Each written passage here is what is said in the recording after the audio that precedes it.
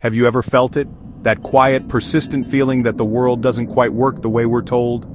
We watch the news. We see presidents and prime ministers giving speeches. We see parliaments and congresses debating laws. We are taught to believe that these are the centers of power. This is where the decisions that shape our lives are made.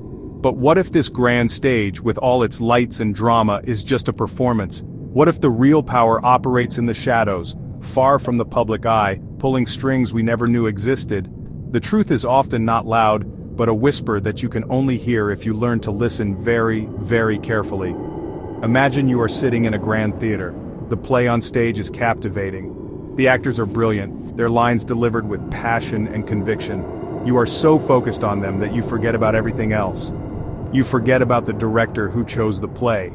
You forget about the writer who penned the words. You forget about the wealthy patrons who funded the entire production. The story unfolding before you feels real, but it is a carefully constructed reality. Our world is much like this theater. The political leaders we see are the actors. They play their parts convincingly, but the script they follow was not written by them. The true power lies with those who remain behind the curtain.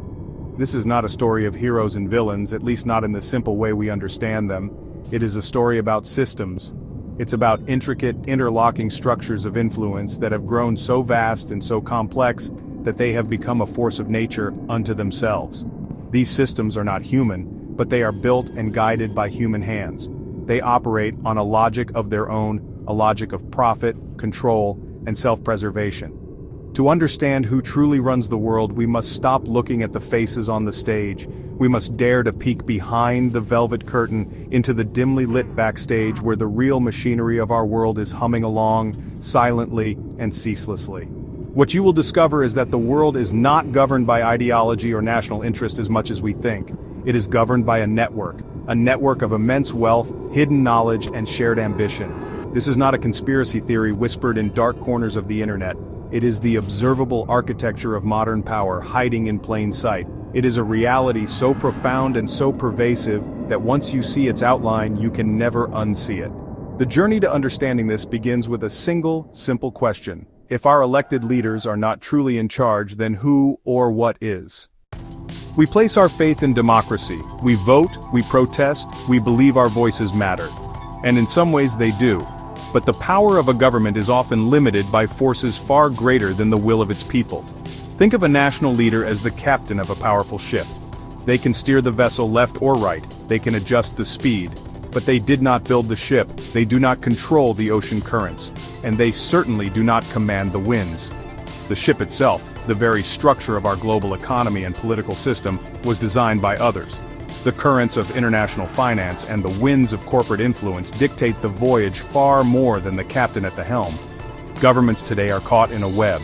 They need money to function, so they must borrow from massive financial institutions. They need their economies to grow, so they must cater to the demands of multinational corporations.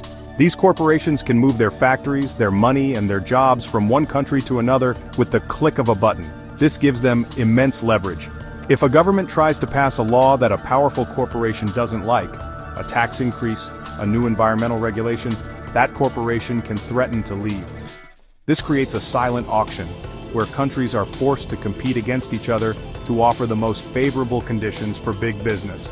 The result is a subtle but profound BlackRock Vanguard, own everything, shift in power. The state, which was once the ultimate authority, now finds itself in a position of negotiation and often submission. Its primary role becomes managing the population and maintaining a stable environment for business to thrive. The big decisions, what we produce, what we consume, how our societies are structured, are increasingly made not in the halls of government, but in the boardrooms of corporations that span the globe. The political discourse we see, the endless debates about policies, often deals only with the minor details, the trimming of the hedges, while the fundamental design of the garden remains untouched and unquestioned. This is why political promises so often feel empty. A new leader comes to power, filled with bold ideas for change, but they soon discover the invisible walls that constrain their actions.